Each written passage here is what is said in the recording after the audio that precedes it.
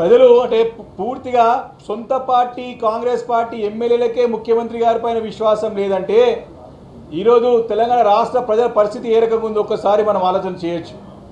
ముఖ్యమంత్రి రేవంత్ రెడ్డి గారి పైన పూర్తిగా విశ్వాసం లేదు ఈరోజు ఎవరికి కూడా. ఈరోజు ఘోరంగా అత్యంత విఫలమైనటువంటి ముఖ్యమంత్రి ఈరోజు రేవంత్ రెడ్డి గారు రాష్ట్రంలో. మరి వారు ఎంతో గొప్పగా ప్రారంభించినటువంటి కార్యక్రమం మరి 99 రోజులు ప్రజాపాలన ప్రగతి ప్రణాళికని ప్రారంభం చేసినారు. 99 రోజులను ప్రారంభిస్తే 9 రోజులకే బోర్ల పక్కన పడ్డారు.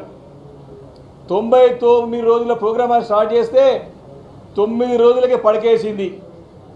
ఈ యొక్క కార్యక్రమానికి అట్టహాసంగా ఎంతో ఆర్భాటంగా ప్రారంభం చేసినటువంటి కార్యక్రమానికి నిధులు లేవు, విధులు లేవు. ఈ యొక్క 99 రోజుల ప్రజాపాలన ప్రగతి ప్రణాళిక కార్యక్రమానికి ఒక విధి విధానాలు లేవు. ఈరోజు దీనికి ఒక రూపాయి లేదు. కాబట్టి 9 రోజుల్లోనే ఘోరంగా మరి విఫలమైపోయి ఈరోజు మరి పరిస్థితి ఏర్పడ్డదంటే ఇదే పని. ఇది మొదటి కార్యక్రమం కాదు. 2.5 సంవత్సరాలుగా ఏ కార్యక్రమం తీసుకున్నా మరి అట్టర్ ఫ్లాప్గా ఘోరంగా విఫలమవుతూ వస్తుంది. అందుకే కాంగ్రెస్ పార్టీకి చెందినటువంటి వారి శాసనసభ్యులకే ముఖ్యమంత్రి గారి పైన నమ్మకం లేకుండా పోతా ఉన్నది.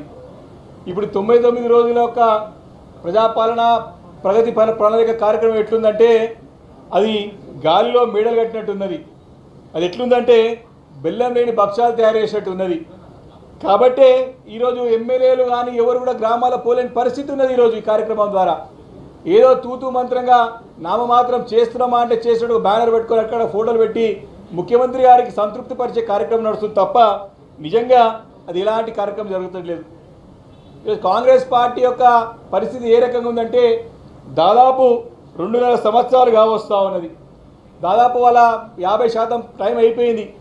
ఇక కాంగ్రెస్ పార్టీ పని ఎట్టుందంటే దీపం ఉండగానే ఇల్లు చక్కదిద్దుకోవాలనే పరిస్థితుల్లో ఈరోజు ఎమ్మెల్యేలు, మంత్రులు, కాంగ్రెస్ పార్టీ నాయకులు, ముఖ్యమంత్రి గారు అందరి పరిస్థితి కనపడతా ఉన్నది.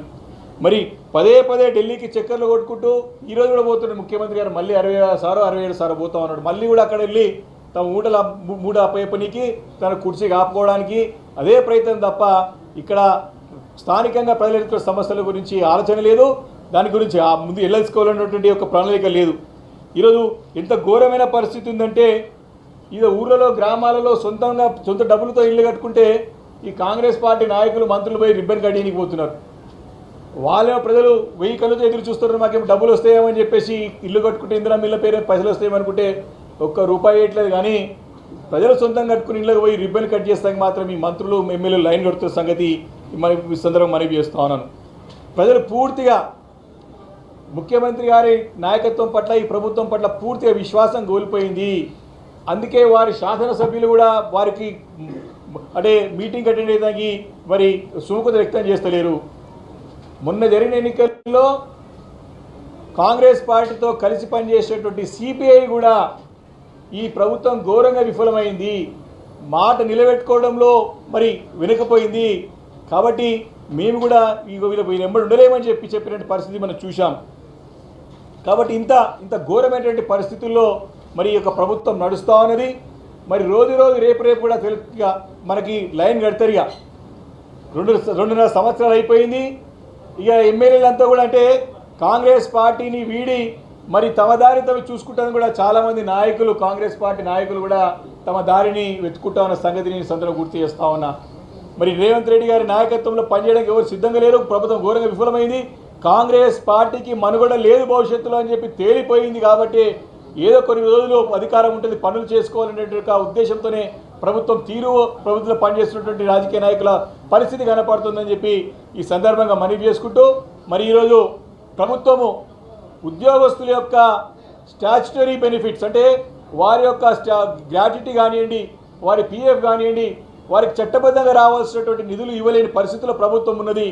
ఇప్పటికే రిటైర్డ్ అయిన ఉద్యోగులు చాలామంది వారికి రావాల్సినటువంటి అంటే న్యాయపరంగా, చట్టపరంగా రావాల్సినటువంటి తమ జమ చేసుకున్నటువంటి నిధులు కూడా రాలేకపోతున్నాయి. వారికి రావాల్సినటువంటి వారి ఫండ్ రాలేకపోతుంది. చాలామంది రిటైర్డ్ ఉద్యోగులు ఇప్పటికే తమ ప్రాణాలు కోల్పోయినారు. కాబట్టి దానిపైన ఈరోజు మేము వాయిదా తీర్మానం ఇవ్వడం జరిగింది. తప్పకుండా ఈ ప్రభుత్వాన్ని నిలదీస్తామని ఈ సందర్భంగా మనవి చేస్తా ఉన్నాను.